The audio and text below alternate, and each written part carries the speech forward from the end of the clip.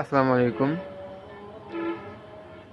কবুতর পালনকারী ভাই বোনদের জানাই আন্তরিক শুভেচ্ছা ও অভিনন্দন। তো দেখতে পাচ্ছেন আমি একটু কবুতরের লফটের সামনে দাঁড়িয়ে আছি। তো আমার এই কবুতরগুলোর মধ্যে অনেকগুলো কবুতর এই মাসে আবার ডিম দেওয়ার জন্য বসে আছে। তো এই মাসে মনে হয় 8 থেকে 9 জোড়া কবুতর ডিম দিছে অলরেডি। তো সামনে হয়তো আরও দেবে। তো আমরা আজকে একটা বিষয় নিয়ে কথা বলবো, সেটা হচ্ছে যে কবুতরের মাসিক একটা পরিচর্যার বিষয় আছে।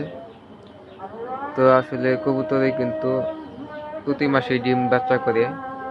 তো সেই ক্ষেত্রে কিন্তু কবুতরের যে বাসাটা মানে যেখানে থাকে, কবুতর যেখানে ডিম নিয়ে বসে থাকে এবং বাচ্চা হওয়ার পরে সেখানে যে পায়খানা টায়খানা থাকে আর কি, তো এটা কিন্তু প্রতিবারই বাচ্চা বড় হওয়ার পরেই কিন্তু এই খোপগুলা পরিষ্কার করতে হয়। আরেকটা বিষয় হচ্ছে কবুতর কিন্তু প্রতি মাসেই আমাদের ভিটামিন বা ক্যালসিয়াম জাতীয় যে লিকুইড খাবারগুলা, লিকুইড যে ওষুধগুলা, সেগুলো কিন্তু আমার প্রতি মাসে খাওয়াতে হয়। আরেকটা বিষয় হচ্ছে যে কবুতরের ঘরে আমাদের প্রতি মাসে কিন্তু জীবাণুনাশক স্প্রে করতে হয়। এই 3টে কাজ করলে আমাদের কবুতর সুস্থ এবং সবল থাকবে, কোনো ধরনের কোনো সমস্যা হবে না।